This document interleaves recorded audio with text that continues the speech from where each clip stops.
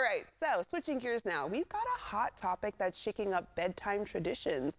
Forget the old wisdom about couples sharing a bed. Some are choosing their own sleep sanctuaries and swearing it's the secret to their relationship bliss. Our guest today will share the surprising details on this topic and her own personal experience. Here to share with us the dream solution you didn't know you needed is career wellness coach and author. We have Elizabeth Pearson. Elizabeth, welcome back. Thanks, Desiree. I'm happy to be back. Happy to have you back on for the new year. And Elizabeth, so this is a hot topic, separate bedrooms, the trend, the fast track to signing those divorce papers, or are we onto something practical and even affirming to relationships? What would you say? I think it's got to be taken on a relationship by relationship basis. But for me personally, and a lot of my clients, a sleep divorce, if you will, I prefer sleep independence trend is something that absolutely works, because not only am I not waking up resentful that my partner was snoring and maybe disrupting my sleep at night, but I feel like when you're really well rested, you can perform better at work, insight flows, it's easier to problem solve, your weight is healthier, all of these things. There's so many benefits to sleep, but I think people are missing the connection between why am I not getting great sleep? It might be the person next to you in bed. And I like how you said it. It sounds better, sleep independence instead of a sleep divorce. Yeah. And I have to ask, how do couples kind of keep that spark alive while in separate sleep areas?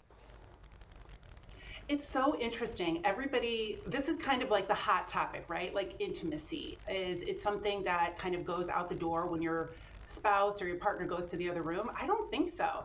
I think you can maintain intimacy. It's just after you have the cuddle time or whatever, the person leaves. It's wonderful. You get to go to sleep. We're really just talking about this time that you're unconscious.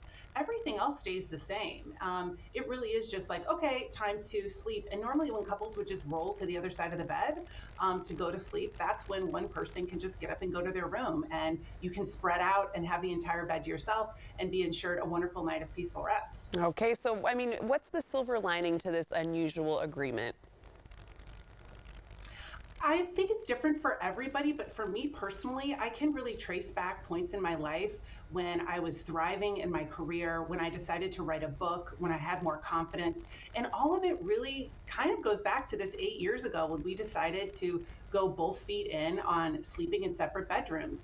And yes, some people might not understand it. It can spark concern with family or friends, because in our society, it's always been like, oh, if they're sleeping in separate bedrooms, right? Like you said, it's a slippery slope to divorce. But I think we really need to look back at some of these stigmas and maybe even some shame around it and evaluate, is this something that for me, long term, could lead to a more fulfilling life if I'm more well rested and present? Yeah, and you mentioned it's a case-by-case basis too, and you've shared the perks, but I mean, are there some not so dreamy downsides that couples should be aware of?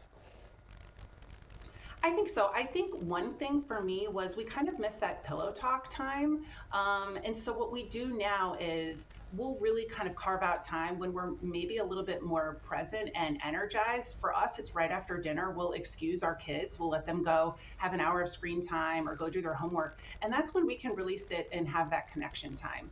Or if I am feeling like, oh, we want to cuddle, I have a TV in my bedroom. He'll come in, we'll watch a show together, we'll cuddle, we'll talk, we'll have that connection time. But I do think it's something that you need to watch out for. But that's really true of any relationship, no matter where you're sleeping at night. Okay, so when couples drop the, we sleep in separate bedroom bomb on their friends and their family, what kind of reactions do they receive, and what reactions did you get? Because I know you do this as well.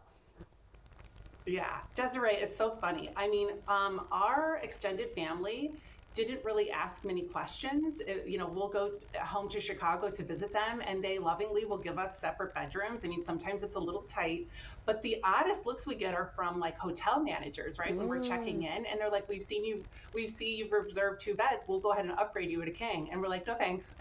And they kind of look at you with judgment, but who cares, right? At my point, I'm like, I'm on vacation and I want my own bed. So I think you get less than you think you might get. All right, and you're doing what's best for you and your situation. And again, I like how you put it. It's sleep independence. Elizabeth, always a pleasure having you on the show. You can find out more about Elizabeth's writing, podcast, and career coaching by going to elizabethpearson.com.